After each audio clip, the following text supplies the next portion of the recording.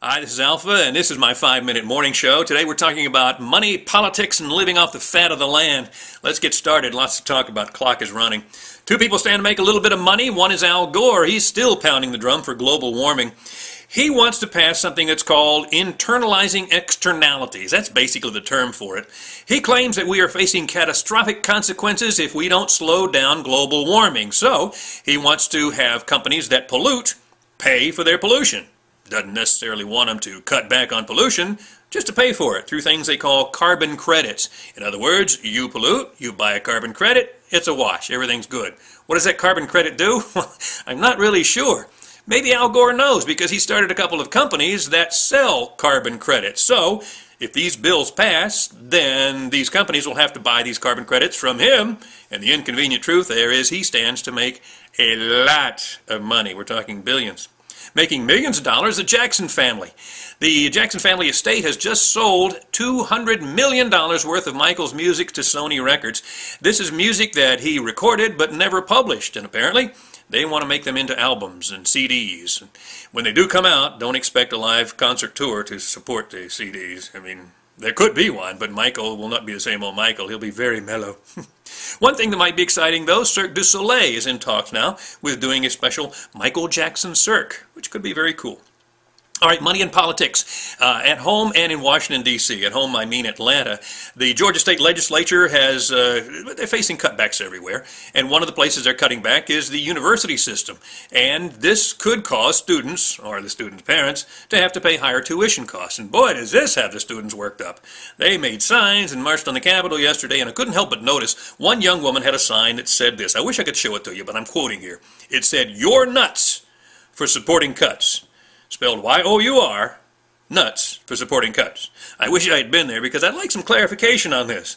Now, hypothetically, if I'm a legislator, do you mean I'm nuts for supporting cuts or my nuts for supporting cuts? Because there is a difference. Just as there is a difference between the words Y-O-U-R and Y-O-U''R-E, there is a difference between I'm nuts and my nuts. Maybe, though, she was really making an even stronger case for her push for more money for education. All right, in Washington, D.C., the big money is health care. And boy, deadline is this week, and the Democrats are doing everything possible to try to push this bill through. They want to get it done before Barack Obama has to leave for his Asian trip, so they are pulling out all the stops. Nancy Pelosi and Congresswoman Slaughter have come up with this new thing. They call it Deem and Pass.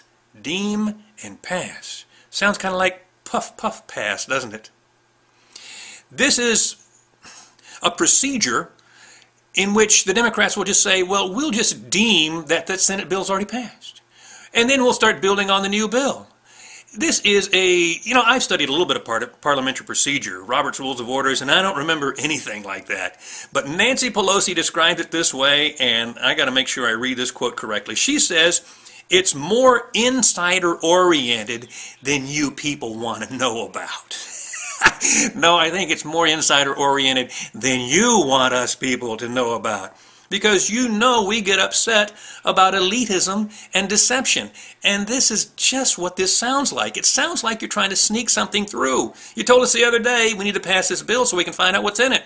Well, shouldn't we know what's in it first? That's all I'm saying to you. Let's find out what's in it before we decide to pass this thing. But she said, I like it. I bet you do. It's a way for you and your colleagues to cowardly push something through that may not go through otherwise. You admitted it yourself. Here's what she said. It would, quote, politically protect lawmakers who are reluctant to support the measure. Well, if the measure is so good, then why do they need political protection to vote for it? And if it gets passed, is this the kind of person you want to pay for with your health care dollars? Her name is Donna Simpson. She lives in New Jersey. She weighs 602 pounds. But she's on a diet, a 12,000 calorie a day diet, because her goal is to get up to 1,000 pounds. As it is, at 600 pounds, she can't walk more than 20 feet, and she has to have one of those scooters at the grocery store to buy groceries. And she does buy groceries, $750 a week. She says, I like to eat, and people like to watch me eat. Yeah, see? You had the same response to that as I did when I first heard it. Like, people like to watch you shove food in your pizza hole, but she's right. She has a website, and there are weird guys who pay a subscription to watch her on camera in a bikini shoving food in her mouth all day. And the fatter she gets, the more they get off on this. Let me ask you something. If we've got universal health care and your taxpayers' dollars are paying for it, when the fire department has to show up, because she will have health problems and they'll get worse, when the fire department has to show up and knock down her wall and bring in a crane to lift her in her bed out of it to take her to the hospital, do you think you should be paying for that? I don't either. I'm Alpha, and that's my 5-minute morning show. We'll see you next time. St. Patty's Day.